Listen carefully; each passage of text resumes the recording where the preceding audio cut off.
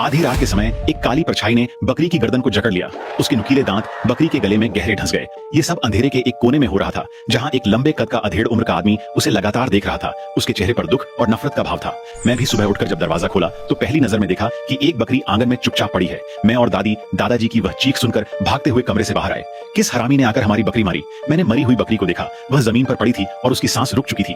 बकरी का शरीर जमीन पर था, लेकिन उसका सिर पीठ की तरफ मुड़ा हुआ था। यह साफ था कि किसी ने बड़ी बेरहमी से उसकी गर्दन मरोड़ दी थी। बकरी की गर्दन पर कुछ गहरे खून के छेद थे और जमीन पर खून के कुछ धब्बे थे, लेकिन बहुत ज्यादा खून नहीं था। आखिर किसने यह बकरी मारी और साथ भी नहीं ले गया? क्या हमसे कोई दुश्मनी है? तभी पूर्वी कमरे से दिनेश चाचा निकले। वे आलस से अंगड़ाई लेते हुए बोले, क्या हुआ? दिनेश चाचा, हमारी बकरी किसी ने मार दी। दिनेश चाचा आकर देखने लगे। उनके चेहरे पर गंभीरता आ गई। यह बकरी दफनानी होगी, रखना नहीं है। देखो, तुम लोगों को अच्छी जिंदगी की आदत हो गई है। इतनी ताजी बकरी बीमार भी नहीं थी, क्या इसे खाया नहीं जा सकता? हाँ तलहा, यह बकरी तो अभी अभी मरी है, एकदम ताजी है। दादाजी, दिनेश चाचा, ये बकरी नहीं खानी चाहिए। ये बकरी किसी भेड़िए मानव ने मारी है। देखिए, बकरी की गर्दन साफ मरोड़ी हुई है। गर्दन पर खून के छेद हैं, लेकिन जमीन पर खून नहीं, यानी खून पी लिया गया। साधारण हिंसक जानवर सिर्फ खून नहीं पीते। और देखिए, बर्फ में पद चिन्ह है। रात को बर्फ पड़ रही थी, फिर भी बकरी के पास कुछ बड़े पैरों के निशान हैं। ये बिल्कुल इंसान के पैरों जैसे हैं। बर्फीली रात में कौन नंगे पांव चलेगा? और देखिए, यह पद चिन्ह कम से कम 55 नंबर का है। दादाजी ने भी मेरी बात सुनी और कुछ सही लगा। पिताजी, इसे दफना देते हैं। जिसे भेड़िए मानव ने काटा हो, उसमें वायरस होता है, संक्रमण फैल सकता है। दादाजी काफी सोचते रहे, फिर बोले, ठीक है, तुझ पर एक बार भरोसा करता हूँ। इस तरह मैं और दादाजी गाड़ी लेकर बकरी को दफनाने निकले। तभी एक अंधे बुजुर्ग हमारे घर के पास से गुजरे। हालांकि उनकी उम्र 60 के पास थी, लेकिन कद बहुत ऊंचा था। वे हमारे गांव के सुरेश के भाई विशाल थे। 6 महीने पहले उनका भाई सुरेश अचानक गायब हो गया था और तब से कोई खबर नहीं थी। मैंने सुना था कि सुरेश के गायब होने का कुछ संबंध दिनेश चाचा से भी था। पहले दिनेश चाचा और सुरेश की पत्नी प्रिया के बीच नजदीकी की बात गांव में फैली थी। सुरेश को जब गांव में किसी ने यह बात बताई तो वह गुस्से में हमारे घर आया और दिनेश चाचा से लड़ाई हुई। दिनेश चाचा ने हमेशा कहा कि उन्होंने खुद पहल नहीं की थी, बल्कि प्रिया ने ही उनसे संपर्क किया था। इसी बात से सुरेश और प्रिया में तलाक हो गया। तलाक के बाद सुरेश बहुत उदास रहने लगा और 6 महीने पहले गायब हो गया। विशाल पहले बाहर काम करते थे और वापस नहीं आए थे। सुना था कि बाप और भाई से झगड़ा था। उनकी दोनों आंखें जाने की बात सुनी थी। बाहर काम करते वक्त हुई थी। इस बार सुरेश के गायब होने की वजह से वे वापस लौटे थे। रामकिशन जी, मुझे खून की बू आ रही है। क्या आप लोग बकरी काट रहे हैं? अरे, ये तो विशाल भाई हैं। इधर कैसे आए? बस बाहर टहलने निकला था। खून की बू आई तो इधर चला आया। आंखें गई हैं, लेकिन नाक और कान अभी भी तेज हैं। विशाल भाई, हमारी एक बकरी रात को न जाने किस जानवर ने मार दी। अभी उसे दफनाने जा रहे हैं। यह सुनकर विशाल ने भौहें चढ़ाई। रामकिशन जी, रात को घर से बाहर मत निकलना, वरना बुरा होगा। क्यों? क्या तुम भी भेड़िए मानव की कहानी से डराने आए हो? रामकिशन जी, तो तुमने सुना है हमारे गांव में भेड़िए मानव की बात? मैंने तो नहीं सुनी थी, मेरे तलहा ने सुबह बताया। रामकिशन जी, जब से मेरी आंखें गई हैं, मैं लोगों के लिए भविष्य बताने का काम करता हूँ। इन दिनों रात को घर के पशु मवेशी लोहे की जंजीर से बांध कर रखना भेड़िए मानव की आहट है। विशाल भाई, मैं तो भेड़िए मानव पर यकीन नहीं करता। ये सब बेकार की बातें हैं। हाँ, सुरेश का कोई समाचार आया? नहीं, प्रिया से तलाक के बाद उसका मन बहुत टूट गया था। मैं इस बार उसी की खोज में आया हूँ, पर अभी तक कुछ नहीं मिला। वह इतना बड़ा आदमी है, बाहर होगा। ज्यादा चिंता मत करो, अपना ख्याल रखो। दिनेश चाचा इस बात से थोड़े असहज महसूस कर रहे थे और बीच में नहीं बोल पाए। याद रखो, रात को बाहर मत निकलना। हालांकि अभी तक गांव में किसी इंसान पर भेड़िए मानव का हमला नहीं हुआ, लेकिन सावधान रहो। भेड़िए मानव तभी किसी इंसान को नुकसान पहुंचाते हैं जब उनसे कोई बड़ी दुश्मनी हो। यह कहकर विशाल चले गए। मुझे लगा, एक पर भरोसा न करो तो भी क्या करें। कल रात हमारी बकरी तो मरी ही है। हाँ, तलहा सही कह रहा है। दादाजी ने सिर्फ सुना, कुछ नहीं बोले। हमने बकरी को पहाड़ पर ले जाकर दफना दिया, लेकिन उससे ज्यादा दूर नहीं एक जोड़ी खून लाल आंखें हमें देख रही थीं, घनी उलझी हुई लटों में छिपी, जिसका चेहरा पहचाना नहीं जा सकता था। वह बस हमें देखता रहा और गले से अजीब आवाजें निकालता रहा। बकरी दफनाने के बाद दादाजी रास्ते भर बुदबुदाते रहे। अच्छी भली बकरी थी, यूं ही दफन करनी पड़ी। बड़ा अफसोस है। उस रात दिनेश चाचा काम पर गए हुए थे। वे सिर्फ हफ्ते के अंत में आते थे, तो घर पर सिर्फ मैं, दादाजी और दादी थे। हमने बकरी घर का दरवाजा ताले से बंद कर दिया ताकि दोबारा ऐसा ना हो। फिर दादा दादी ने बत्ती बुझाकर सो गए। रात में पहाड़ी गांव में गहरी चुप्पी थी। बस कभी कभी काऊ की उदास आवाज और दूर पहाड़ पर भेड़ियों के रोने की आवाज आती थी। मैं बिस्तर पर लेटा था और बकरी के मरने का दृश्य और भेड़िए मानव की बातें जहन में घूम रही थीं। अचानक मुझे बकरी घर की तरफ से कुछ आवाज सुनाई दी। मैं बिस्तर से उठकर धीरे धीरे दरवाजे के पास गया। बाहर क्या है ये नहीं जानता था, इसलिए दरवाजा नहीं खोला। बस दरवाजे की दरार से बाहर झांका। बाहर एक बहुत बड़े कद का पिछाड़ी वाला साया था। वह दोनों हाथों से ताले को टटोल रहा था। उस विशाल आकृति को देखकर मेरी सांस रुक सी गई। करीब 10-15 मिनट बाद वह साया ताला न खुला। देखकर निराश होकर चला गया। इस तरह मैं डर के साए में रात गुजारता रहा। अगले दिन सुबह मुझे बाहर की चिल्लाहट से नींद खुली। मैं उठकर दरवाजा खोलकर बाहर आया। देखा कि दादाजी बकरी घर के पास खड़े होकर गाली दे रहे थे। किस कमीने ने यह ताला इस तरह तोड़ा? मेरे हाथ लग जाए तो मार मार कर हड्डी पसली एक कर दूं। मैंने पास जाकर देखा, बकरी घर के दरवाजे पर कई गहरे खरोंच के निशान थे और कई जगह गहरे खांचे बन गए थे। ताले की जंजीर मुड़ी तुड़ी हो गई थी। दादाजी, कल रात एक बहुत बड़ी आकृति बकरी घर के बाहर ताले को टटोल रही थी। मैं डर की वजह से बाहर नहीं निकला, बस दरार से देखता रहा। मुझे लगता है यही गांव में सबके बीच जो भेड़िए मानव की बात चल रही है वही था। भेड़िए मानव शेड़िए मानव कुछ नहीं, जरूर कोई चोर था जो बकरी चुराने आया था। अगली बार पकड़ा तो छोड़ूंगा नहीं। दादाजी, आज रात अगर कुछ भी आवाज आए तो जल्दी से बाहर मत निकलना। मुझे सच में लगता है वह आकृति भेड़िए मानव जैसी थी। दादाजी ने थोड़ा सुना और बेमन से जवाब दिया, ठीक है। मैंने दादी के पास जाकर भी बात की। दादी, अगर सच में भेड़िया मानव है तो दरवाजे खिड़कियां बंद रखना, वह अंदर न घुसे। दादी ने सिर हिलाया। ठीक है। कुछ दिन बाद गांव में विशाल फिर लाठी टेकते हमारे घर की तरफ आए। उनका चेहरा गंभीर था, जैसे कोई जरूरी बात कहनी हो। विशाल भाई, लगता है कुछ कहना है। चेहरा उतरा हुआ है। रामकिशन जी, कुछ बातें हैं, कहूं कि न कहूं? अगर कह दूं तो आप नाराज ना हो। क्या बात है, खुलकर बोलो। सुना है कि पिछले 2 दिनों में भेड़िया मानव फिर आपके आंगन में आया। हाँ, लेकिन ताला मजबूत था, वह कुछ न कर सका। क्या आपकी उस भेड़िए मानव से कोई दुश्मनी है? विशाल ने गंभीरता से मेरी तरफ देखा। हालांकि उनकी आंखें नहीं दिखती थीं, फिर भी उनकी वह दृष्टि मन में हलचल मचाने वाली थी। नहीं जानता, मुझे तो कुछ दिन पहले ही भेड़िए मानव की बात पता चली। हमारी उससे कोई दुश्मनी नहीं। रामकिशन जी, मेरे मन में एक डर है। लग रहा है गांव में कुछ बड़ा होने वाला है, और आपके घर बार बार भेड़िए मानव का आना, मुझे चिंता है कि कहीं आपके घर पर खून खराबा ना हो जाए। भेड़िए मानव स्वभाव से बहुत हिंसक होते हैं और बहुत याददाश्त वाले होते हैं। अगर किसी से झगड़ा हो जाए तो वे बदला लेकर छोड़ते हैं। हमारी किसी से कोई दुश्मनी नहीं, तो वह क्यों बार बार आ रहा है? शायद उसे भूख लगी थी। भेड़िए मानव को भूख लगे तो वह गांव में नहीं आता। पहाड़ पर काफी शिकार मिलता है। अगर वह सिर्फ एक बार आया हो तो समझो छोटी रंजिश है, सिर्फ एक बार सबक सिखाकर चला जाता। लेकिन अगर दुश्मनी बड़ी हो तो 2-3 बार आता है, जब तक बदला न पूरा हो। और बदला सिर्फ जानवरों तक नहीं रहता, इंसानों तक भी पहुंच सकता है। यह सुनकर मेरा दिल धड़क उठा। विशाल भाई, कोई उपाय नहीं है? मुझे नहीं पता, बस एहतियात रखें। पुलिस को बताएं?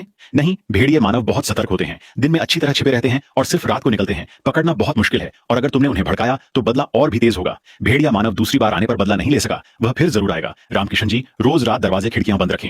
दादाजी ने गहराई से सिर हिलाया। मैं एक तरफ विशाल की बात सुन रहा था, मन में डर बढ़ता जा रहा था। शुक्रवार की शाम को दिनेश चाचा काम से लौटे। मैंने उन्हें भेड़िए मानव की सारी बात बताई। हमारी किसी से कोई दुश्मनी नहीं, वह हमें क्यों परेशान कर रहा है, और विशाल की बात कितनी सच्ची है। विशाल भाई अच्छे इंसान हैं, हमने उनकी मदद की है, वे हमसे झूठ नहीं बोलेंगे। दिनेश चाचा, जिस दिन आप काम पर गए उस रात भेड़िया मानव फिर आया था। देर हो गई थी, दादा दादी सो गए थे। मैंने दरार से देखा, सच में बहुत बड़ा और भयानक जीव था। दिनेश चाचा बचपन से डरपोक थे। मेरी बात सुनकर उनका चेहरा फक पड़ गया। पिताजी, हम जल्दी से कुछ इंतजाम करते हैं। आंगन में जाल फंदा लगाते हैं, या फिर हम अभी कुछ दिनों के लिए घर छोड़कर बाहर चले जाएं, जब तक मामला शांत न हो। नहीं, घर पर सुअर हैं, देखभाल करनी है, बाहर कैसे जाएंगे? अगर आप नहीं जाते तो मैं जाता हूं। ये कहते हुए दिनेश चाचा उठकर दरवाजे की तरफ चल दिए। दादाजी ने उन्हें रोका। इतनी रात कहां जाओगे? क्या रास्ते में भेड़िया मानव मिला तो? ये सुनकर दिनेश चाचा रुक गए। तो ठीक है, आज रात तो रहूंगा, कल सुबह सुबह चला जाऊंगा। लेकिन पहले आंगन में एक गड्ढा खोदते हैं, अगर भेड़िया मानव उसमें गिर जाए तो पकड़ में आ जाए। इसके बाद हम सब ने मिलकर बकरी घर के पास एक बड़ा गड्ढा खोदा। थक कर हम सब जल्दी सो गए। रात को गहरी नींद के बाद मैं अचानक एक दर्दनाक चीख से जागा। मेरी पहली सोच थी भेड़िया मानव आ गया। मैं झट से उठकर दरवाजे की दरार से बाहर झांका। वह आवाज गड्ढे की तरफ से आ रही थी। यह देखकर मैंने हिम्मत जुटाई और दरवाजा खोला। दादाजी, दिनेश चाचा, जल्दी उठो, भेड़िया मानव गड्ढे में गिर गया। दादाजी और दिनेश चाचा ने कमरे की बत्ती जलाई और दरवाजा खोल दिया। हम तीनों बाहर खड़े थे, लेकिन कोई गड्ढे के पास जाने की हिम्मत नहीं कर रहा था। तलहा, तुम मेरे साथ देखने चलो। दादी, तुम अंदर रहो। दिनेश चाचा डर से कांप रहे थे, पांव आगे नहीं बढ़ रहे थे।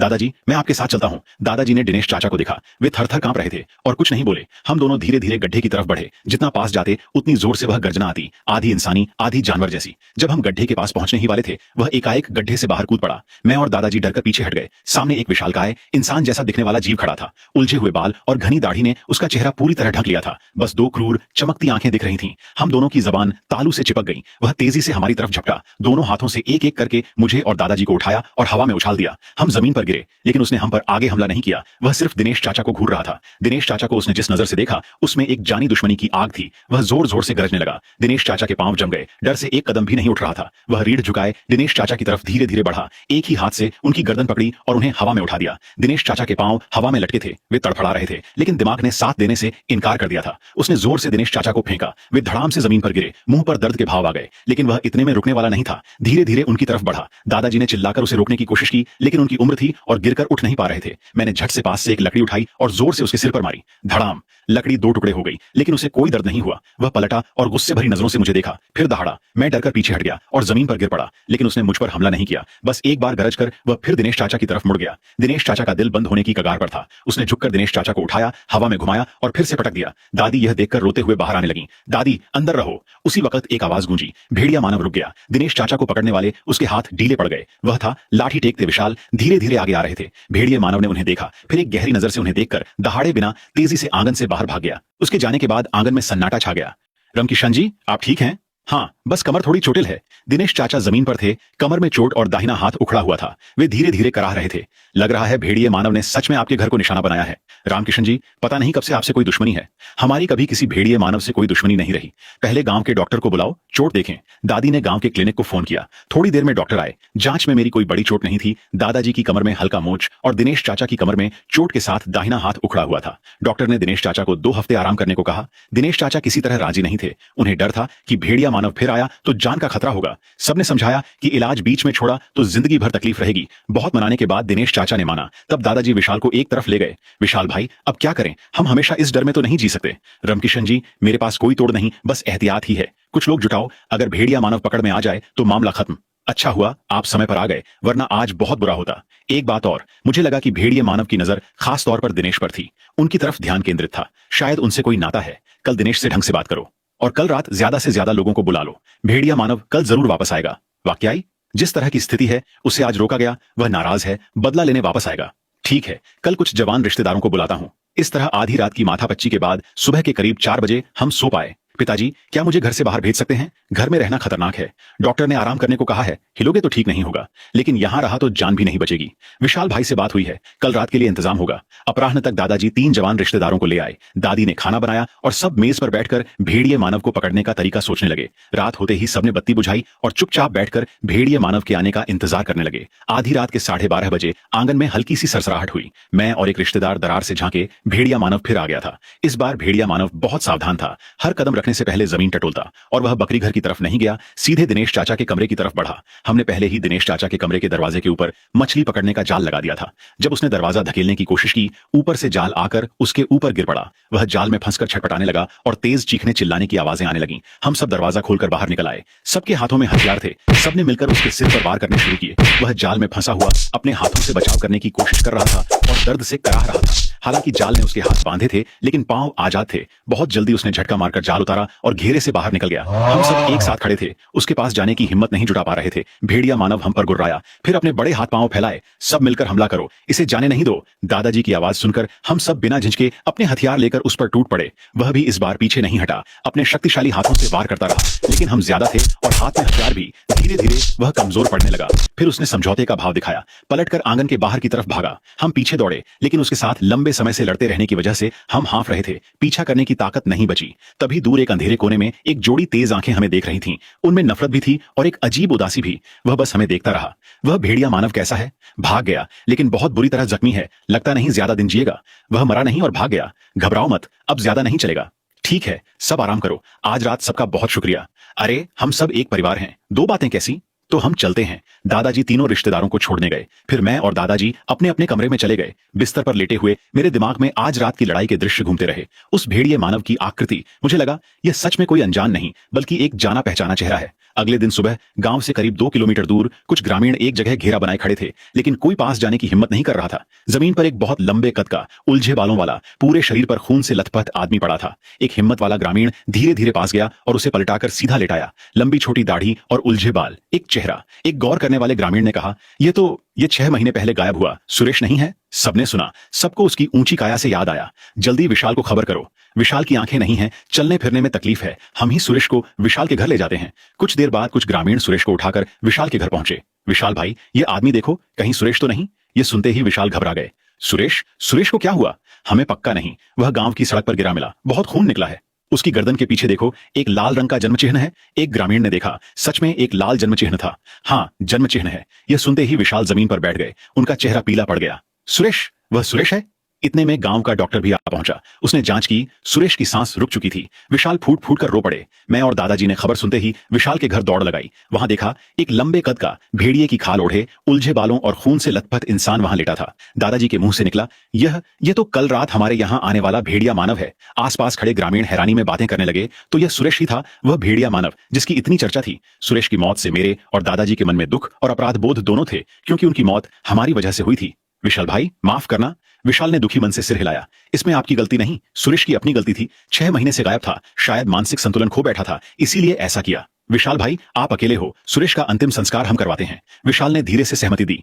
रामकिशन जी, मेरे पास प्रिया का नंबर है, उसे बताइए, चाहे तलाक हो गया हो, फिर भी वह सुरेश की पत्नी रही है। सुरेश के जाने की खबर सुनकर वह जरूर आएगी। मैंने सिर हिलाया। दोपहर को प्रिया गाड़ी से आई। उसके चेहरे पर ज्यादा दुख का भाव नहीं था, बस शांत चेहरे से सुरेश के अंतिम संस्कार में हाथ बटाती रही। शाम को विशाल ने कहा, सब थक गए हो, घर जाकर आराम करो। रात को मैं और प्रिया यहाँ जाकर सुरेश के पास बैठेंगे। सब चले गए। हम भी घर लौट आए। सुरेश की मौत और उसकी मानसिक हालत, ये सब हमारे घर की वजह से हुई। इस अपराध बोध में हम सब डूबे रहे। रात के सन्नाटे में विशाल के घर के बाहर सिर्फ वे दोनों थे। प्रिया ने विशाल के कंधे पर हाथ रखा और भावुक नजरों से बोली, विशाल, अब नाटक बंद करो, आंखें ठीक हैं तुम्हारी। विशाल ने धीरे से कहा, प्रिया, सुरेश अभी वहां पड़ा है, अभी यह ठीक नहीं। उस दिन अगर तुम्हारे घर वालों ने और तुम्हारे बाप ने हमें अलग न किया होता, हम कब के साथ होते। उस सुरेश को पता था कि हम बचपन के साथी हैं, फिर भी उसने हमें अलग किया। वह मरे ही भला था। और तुम्हारा बाप भी, वह भी पक्षपाती था, जानता था हम प्यार करते हैं, फिर भी मुझे सुरेश से ब्याह दिया। ये कहते हुए प्रिया की आंखों में आंसू आ गए। विशाल ने प्रिया का हाथ थाम लिया। अब सुरेश नहीं रहा, हम खुलकर साथ रह सकते हैं। विशाल ने प्रिया का हाथ थामे कमरे में पड़े सफेद कपड़े से ढके सुरेश को देखा। उनके चेहरे पर कभी दुख, कभी नफरत का भाव आता जाता रहा। विशाल, सुरेश का अंतिम संस्कार होने के बाद हम दोनों दूसरे शहर चले जाएंगे, यहां वापस नहीं आएंगे, ठीक है? जो हुआ वह मेरी वजह से हुआ था। सुरेश को मैंने दवाई दी थी जिससे उसका मानसिक संतुलन बिगड़ा, और तुम्हारे साथ रहने के लिए मैंने तलहा के साथ नजदीकी का नाटक किया ताकि सुरेश की दवाई का असर और तेज हो, वह ज्यादा उत्तेजित हो जाए। और अब उन लोगों के हाथों सुरेश का काम तमाम करवा दिया।